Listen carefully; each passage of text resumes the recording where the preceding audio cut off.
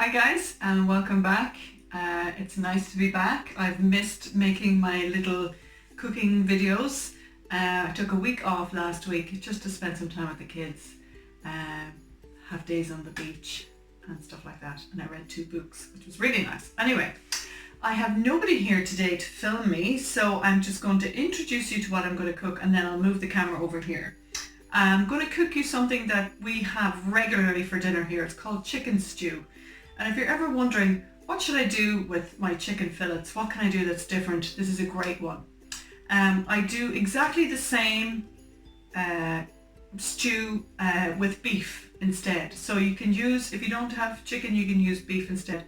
Just try and make sure you pick a fairly decent quality beef, because otherwise it'll be very tough, okay? So without further ado, I'm going to bring you over here. So here we go guys. I have already sauteed in here 2 medium onions and 1 full-size clove of garlic, you know, the big whole ones. And as you can see, I haven't added any oil. I'm dry frying this and it's starting to stick a little bit. I'm just going to add a tiny drop of water. And the reason I don't use oil in my stews or most of my frying, I try to dry fry, is it just cuts down on the calories, okay? So that's fairly well done. The next thing I'm going to add are my vegetables.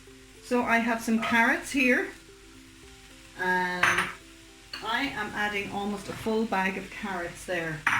If you're just making this for maybe 3 or 4 people, I would say use 2 carrots, 1 onion, and maybe 2 garlic cloves. I have about 3 parsnips in here.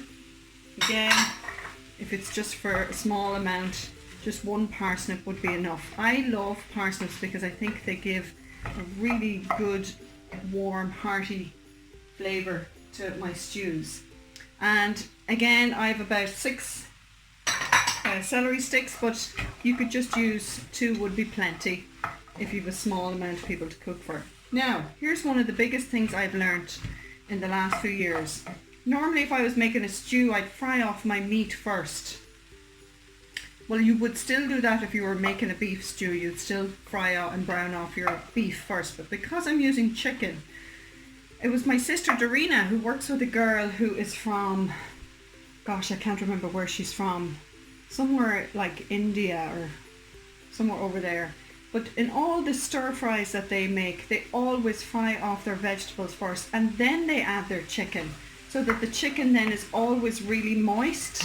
And you know, if you start frying off chicken in here first without the veg, it would stick to the bottom of the pan and you'd have to use a lot of oil. But this has been a game changer for me.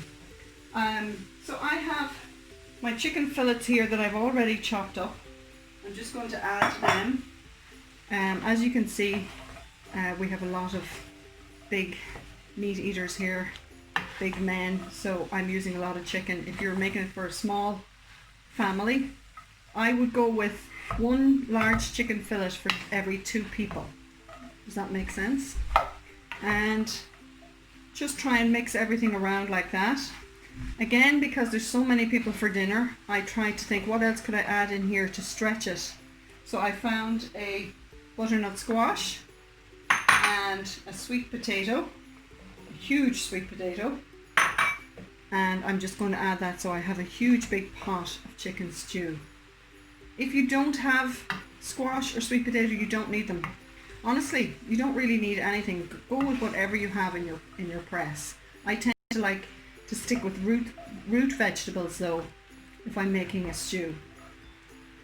And the last thing I'm going to add here in terms of vegetables are a few chopped potatoes that Tony dug out of the garden for me. I don't think I could fit much more into this pot. It will reduce down a little bit as things start to cook. And that is basically all I put in terms of vegetables. Now, the other thing I'm going to add is a chicken stock cube. But because I have such a big pot, I'm going to add 2. I'm going to add a couple of bay leaves in here as well. I always use these gluten-free ones just in case somebody has a gluten intolerance. Anyway, they're nicer.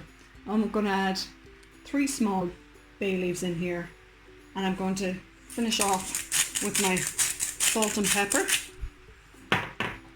on the top. Now, I recently was giving a cooking class, and I mentioned to the women who've been cooking stews and soups all their lives the importance of sautéing your vegetables first, and some of them had never heard about this. And it's basically what you're trying to do is bring out the flavour of all the vegetables before you add any liquid, okay? And that makes such a difference to the flavour of your soup or your stew. Okay, so I'm gonna just turn the heat down nice and low just to sweat. I'm sweating the vegetables until they're slightly cooked, like until they're almost cooked, okay? But I'm going to add a teeny bit of water because I do not want the pan to stick, okay? I'm going to put the lid on and just let that sit for about 10 minutes, and I'll come back and check it, and by then the vegetables should be nicely sweated off, full of flavour. So guys, you can see I've left that for about 20 minutes and the vegetables are all softening down really nicely. The chicken's actually cooked through, and the only thing I need to test are the potatoes. If the potatoes are soft, then we're good to go. So that's a really quick dinner to make. Yep, they're ready to go.